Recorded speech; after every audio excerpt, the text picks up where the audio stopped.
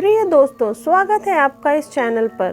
तो दोस्तों, आज की यह कहानी एक शैतानी गुड़िया की है और कैसे उस गुड़िया के प्रकोप ने सबको बुरी तरह से परेशान किया। आज मैं आपको ऐसी एक कहानी सुनाने जा रही हूँ जिसे सुनकर आपकी रूह भी कांप जाएगी। इस कहानी की शुरुआत होती है गांव से, जहाँ चंद्रिका नाम की एक तांत्रिका रहती थी। वह एक ऐसा अनुष्ठान कर रही थी कि उसमें उसे लगभग 100 बच्चों की बलि देनी थी, जो कि सबसे बड़ा पाप है और सबसे गलत काम। वो अपने शैतान को खोज करके अमर होना चाहती थी, जबकि सच्चाई ये है कि जिसने इस जमीन पर जन्म लिया है उसे एक न एक दिन तो मरना ही है।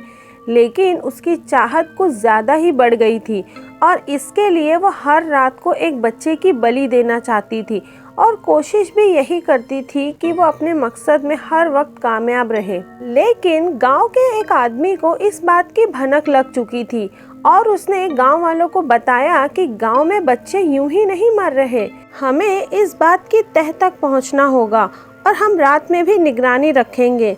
फिर उन्होंने ऐसा ही किया, जिससे देखकर उसकी आंखें दंग रह गई। उन्होंने देखा कि एक गुफा में एक काले कपड़े में एक औरत बैठी है और उसके सामने एक बच्चा निष्क्रिय पड़ा हुआ है और वो तंत्र साधना में लीन हो गई है।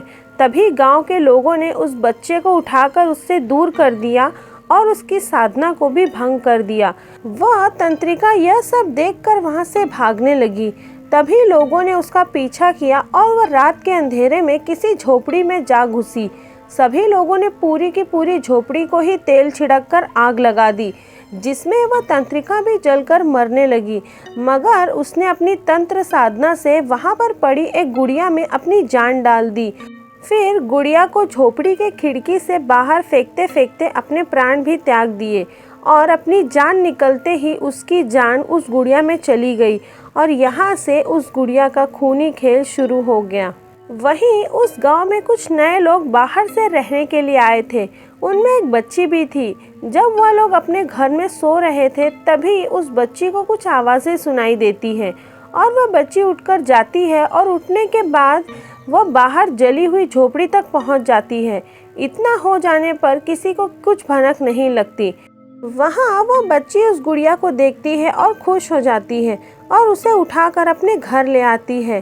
फिर वो बच्ची उस गुड़िया से बातें करने लगती है और इस तरह बच्ची के सहारे उस गुड़िया ने फिर से बच्चों को रात में बहकाना और अपने कब्जे में लेना शुरू कर दिया और धीरे धीरे बच्चों की मौतें शुरू हो गई। अब तक उसने लगभग 4 बच्चों की जान ले ली थी। गांव वालों को लगा फिर से कहीं उस तंत्रिका का काम तो नहीं है और फिर से लोगों ने निगरानी शुरू कर दी, लेकिन उन्हें कुछ पता नहीं चल रहा था। तभी उनका ध्यान उन नए लोगों पर गया। जब से वे लोग आए थे तब से ये घटनाएं फिर से हो रही थी, लेकिन उनके पास कोई प्रमाण नहीं था, कोई साक्ष्य नहीं था। गांव वालों में से एक व्यक्ति जिसका नाम नमन था, उसने देखा कि एक बच्ची एक गुड़िया से बातें कर रही है, लेकिन उसको उस गुड़िया की कोई बात सुनाई नहीं दे रही थी। फिर उसने रात में उस बच्ची के घर पर निगरानी रखना शुरू कर दिया और उसने देखा कि अचानक रात में दरवाज़ा खुला, उसमें से गुड़िया निकली और जंगल की तरफ चलकर जाने लगी। वहीं जाकर बैठ गई जहां पर वो तंत्रिका बैठा करती थी। साथ में वह गुड़िया मंत्र का उच्चारण भी कर रही थी। तभी एक बच्चा सम्मोहित होकर उसकी तरफ आने लगा और उसने उस बच्चे को वहीं मार डाला।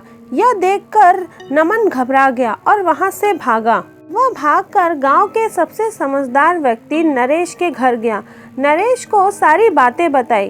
तब नरेश ने कहा कि समस्या का समाधान हमारे गुरुजी ही देंगे।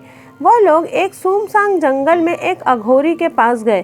तभी उसने उनकी मन की बात जान ली और उनसे कहा कि आ जाओ, वह गुड़िया कोई और नहीं, वही तंत्रिका है जो बच्चों की बलि लेती है। बस मारने का तरीका बदल चुकी है। एक बच्ची का सहारा ले रही है वो, और यदि उस बच्ची के गले में तुम यह ताबीज़ डाल दोगे तो वह उसके सम्मोहन से मुक्त हो जाएगी और तुम उस गुड़िया को काले कपड़े से ढक देना और उसके बाद उसे मेरे पास ले आना। मैं उसे मंत्रों के साथ जला दूंगा। नमन और नरेश दोनों ने उस बच्ची के यहाँ जाकर उसके माता पिता को सारी बातें बताई।